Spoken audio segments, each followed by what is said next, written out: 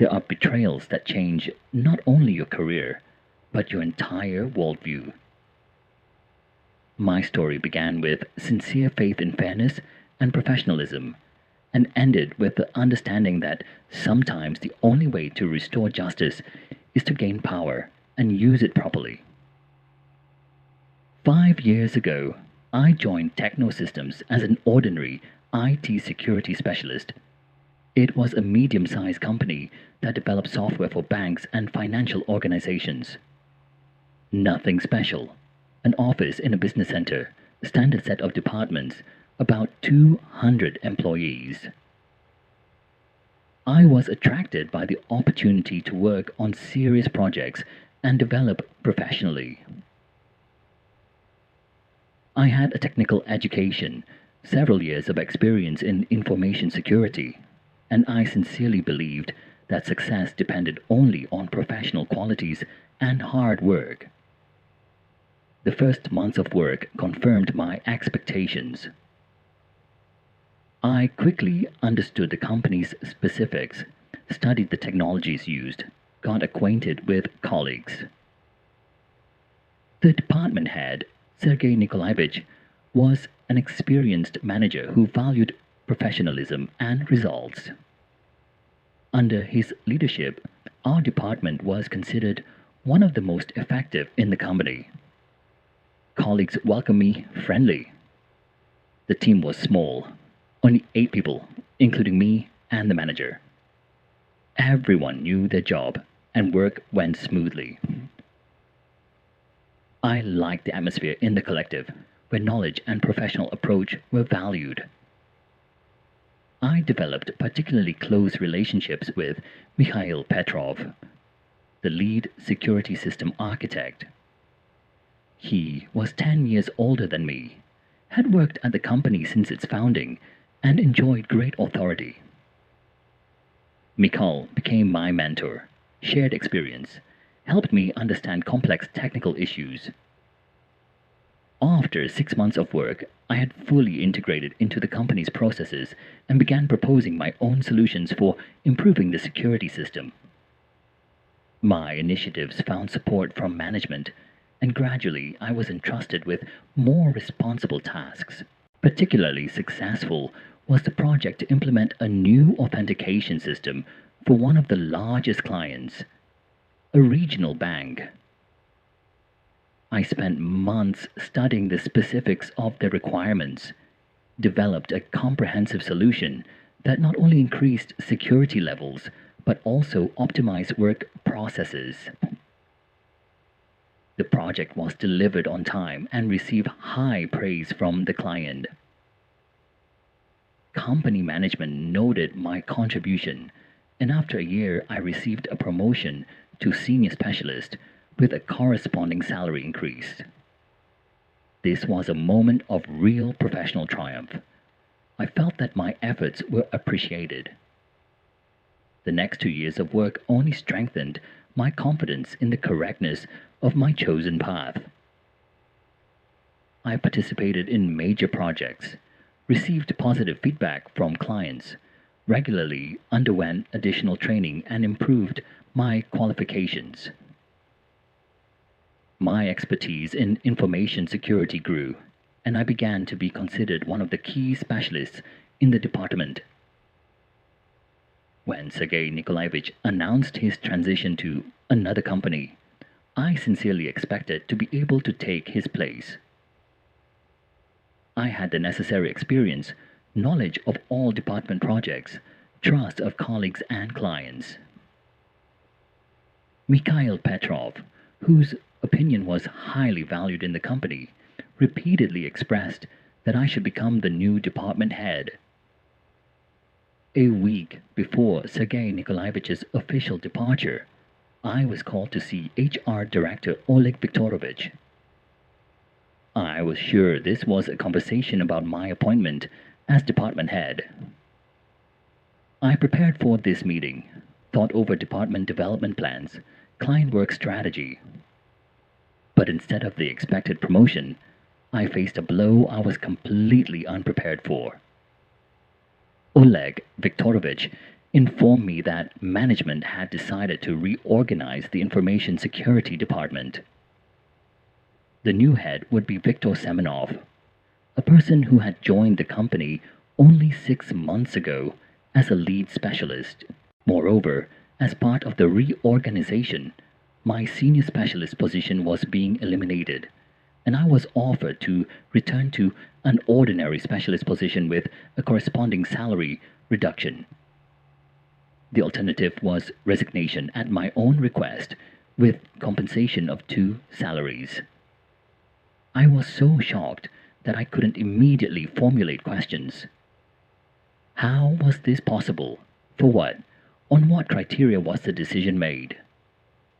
Oleg Viktorovich answered evasively, referring to the need to optimize staff and a new department development strategy. When I asked about specific reasons for the demotion, I was told this was a senior management decision and wasn't subject to discussion.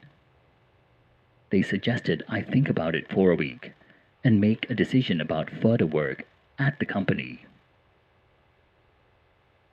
The following days became a real nightmare for me.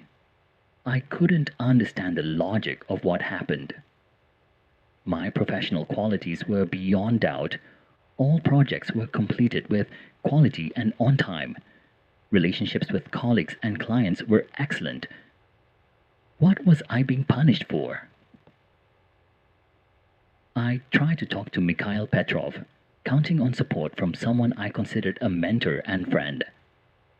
But his reaction surprised me.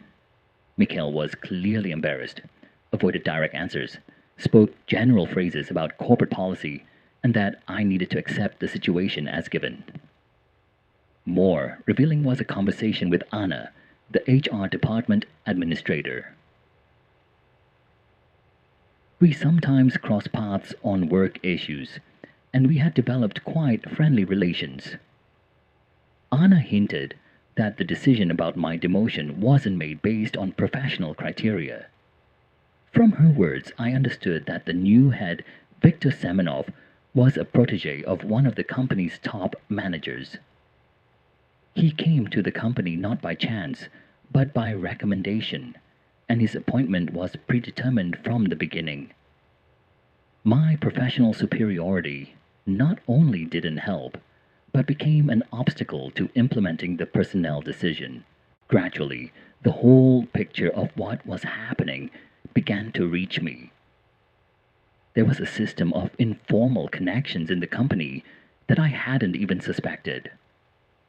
Certain people were insiders, their careers determined not so much by professional qualities as by personal connections and loyalty to the right people.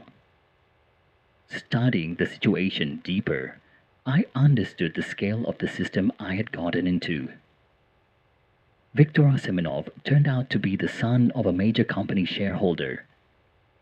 His employment was part of a family strategy to promote the younger generation to key positions. My professional merits in this scheme were not just unimportant, they were a hindrance. Mikhail Petrov, whom I considered an ally, had actually long been part of the insider circle. He was friends with the Semenov family, and Viktor's appointment was beneficial for him. The new head guaranteed preservation of his privileged position in the department. The other colleagues also took a wait-and-see position. No one wanted to spoil relations with new management over principles of fairness. Everyone thought about their own career and job security. I was left alone against a system that worked according to laws far from professional ethics. It became clear that my demotion wasn't a temporary injustice that could be corrected by good work, but a conscious decision to free up a position for the right person. Reflecting on further actions, I understood I had 2 paths: accept the injustice and continue working in the demoted position, or leave the company, preserving dignity but losing accumulated experience and connections. But deep down, a third idea was maturing. Find a way to restore justice and show that professionalism should be valued above personal connections. Instead of accepting the offer to resign, I decided to stay at the company in the demoted position. Colleagues perceived this as a manifestation of weakness or lack of alternatives, but actually, this was a strategic decision. I wanted to study the system from within and find ways to change it. Work in the new position was humiliating. Viktor Semenov, despite lacking experience, tried to demonstrate authority by assigning me tasks that junior specialists used to perform. Mikhail Petrov pretended nothing had changed, but I felt his awkwardness in communicating with me. But the humiliations only strengthened my determination. I continued working with quality, carefully studied the corporate structure, remembered who and how made decisions. I paid special attention to studying document flow and procedures related to personnel issues. After several months of such work, I noticed that problems began in the company. Viktor Semenov, despite his ambitions, couldn't cope with management duties. Several projects were delayed. Clients began complaining about the department's work quality. I didn't interfere in the situation, didn't offer help, didn't take on additional responsibility. I simply performed my duties within the job description and watched how events unfolded. The turning point came a year and a half after my demotion. The company underwent a change of ownership. It was bought by a large international corporation that decided to conduct a complete business reorganization. The new management announced that all positions would be redistributed based on professional competencies and work results. External consultants were brought in to evaluate personnel who didn't know about internal connections and the protectionism system. This was my chance. I prepared a detailed dossier on my work at the company, including all successful projects, client reviews, documents on professional development. I also honestly told the consultants about what happened a year and a half ago, providing all facts without emotions and personal assessments. At the same time, I prepared a detailed analysis of the department's work during Viktor Semenov's leadership period. The numbers spoke for themselves. Efficiency indicators fell. The number of client complaints grew. Several key specialists quit. The consultants conducted interviews with all department employees, studied work results, analyzed financial indicators. The evaluation result was expected. My professional competence was recognized as one of the highest in the department. A month after the evaluation was completed, I was invited to a meeting with the new regional director. This was an experienced manager from the parent company who had a reputation as a principled and fair leader. He offered me the position of Information Security Department Director, a position higher than what I held before the demotion. The new role included managing not only my former department, but also 2 related subdivisions. Accepting the offer, I felt a mixture of satisfaction and responsibility. Finally, justice had triumphed, and professional qualities were appreciated. But now I faced a difficult task, reforming the department and getting rid of people who didn't meet professional standards. My authority included making decisions about personnel changes, including dismissals. And the first decisions were to concern those who participated in my unfair demotion. The new position gave me complete freedom in forming the team. I could keep those who really worked professionally and get rid of those who held positions only thanks to connections or loyalty. The first decision was to dismiss Viktor Semenov.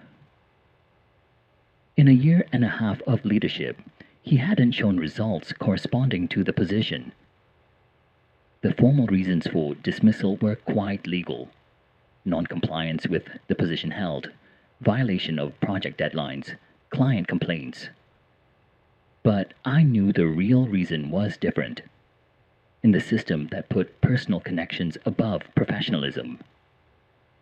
Victor was a victim of this system no less than I was. It's just that now the system had changed, and he became its victim. Mikhail Petrov found himself in a more complex situation. As a professional, he was at a high level, but his behavior during my crisis showed a lack of principles and readiness to sacrifice justice for personal gain. I offered him a transfer to another department in a similar position. Formally, this wasn't a demotion, but actually meant loss of influence and privileged position. Mikhail understood the subtext of the decision, but couldn't object. From a professional standpoint, the offer was correct. I filled the vacant positions with people who had proven themselves as real professionals. The selection criteria were simple: competence, effectiveness, principled approach. No one cared who they were friends with or to whom they were related. The team included both internal candidates and specialists invited from outside. Everyone knew their position depended exclusively on work results. This created an atmosphere of healthy competition and striving for professional growth. I paid special attention to creating a transparent evaluation and motivation system. All criteria for career advancement were clearly formulated and communicated to employees. Everyone could plan their career, knowing it depended on their efforts, not personal connections. The results of the changes didn't keep us waiting. Department work efficiency increased. Clients noted service quality improvement. Employees showed more initiative and responsibility. The meritocracy system proved much more effective than the protectionism system. 2 years have passed since my appointment to the new position. During this time, I've reconsidered much about justice, career, and human relations. On one hand, I achieved what I strive for: restored justice and created a system where professionalism is valued. People who participated in my unfair demotion face corresponding consequences. On the other hand, I realized that revenge, even just revenge, doesn't bring complete satisfaction. Viktor Semenov wasn't a villain, but simply a person who took advantage of opportunities provided to him. Mikhail Petrov wasn't a traitor in the full sense. He simply chose the path of least resistance. The real enemy was the system that allowed personal connections to dominate over professional qualities. And my victory consisted not in punishing individual people, but in changing this system. The management experience taught me much about the nature of power and responsibility. When you have the ability to decide people's fates, it's important to remember that every decision should be fair and justified. I tried not to abuse my position, not to turn fair personnel decisions into personal revenge. Every dismissal or transfer had clear professional justification. This was fundamentally important for maintaining team trust and my own moral authority. Gradually, employees from other departments began coming to me, facing injustice or discrimination. They saw that honest rules operated in my department and wanted to work in such an environment. This confirmed my conviction that a fair management system is not only morally right, but also economically efficient. People work better when they know their efforts will be appreciated. Changes in my department didn't go unnoticed in the company. Other managers began reconsidering their approaches to personnel management, seeing positive results of the meritocratic system. The regional directors several times noted our department's successes at general meetings, emphasizing the connection between fair personnel policy and high work results. This created pressure on other managers, forcing them to abandon protectionism practices. Gradually, a new corporate culture began forming in the company based on professionalism and honest competition. Of course, changes happened slowly and not everywhere, but the trend was obvious. I realized that sometimes to change a system, you don't need to fight it from outside, but gain power and change it from within. This requires patience, strategic thinking, and readiness for temporary sacrifices, but the result justifies their efforts. Career success changed not only my professional position, but also my personal worldview. I became more cynical in evaluating human motives, but simultaneously more principled in defending justice. Relations with some former colleagues deteriorated. Those who counted on leniency or special treatment because of past acquaintance were disappointed by my principled approach. But I believed professional relations should remain professional. But new allies appeared, people who shared my principles and valued a fair approach to management. These relationships were based on mutual respect and common values, not personal gain. My story isn't just a tale of career revenge. It's a lesson that justice doesn't always triumph by itself. Sometimes you need to fight for it. And the best way to fight isn't destroying the system from outside, but changing it from within. The demotion that seemed like the end of my career actually became the beginning of a more conscious and principled path. I realized that real success isn't just achieving a high position, but creating a fair system that will work even after you're gone. Today, when young specialists come to me for advice, I always tell them professionalism is the foundation, but not a sufficient condition for success. You also need to understand the system you work in and be ready to change it if it's unfair. Revenge can be just, but only when it's directed not at destroying people, but at creating a better system. And the sweetest revenge is when your principles become rules for everyone. Sometimes you need to lose a battle to win the war. Sometimes you need to accept temporary humiliation to get the opportunity to change the rules of the game. And you must always remember that real victory isn't personal revenge, but creating a fair world for those who come after you.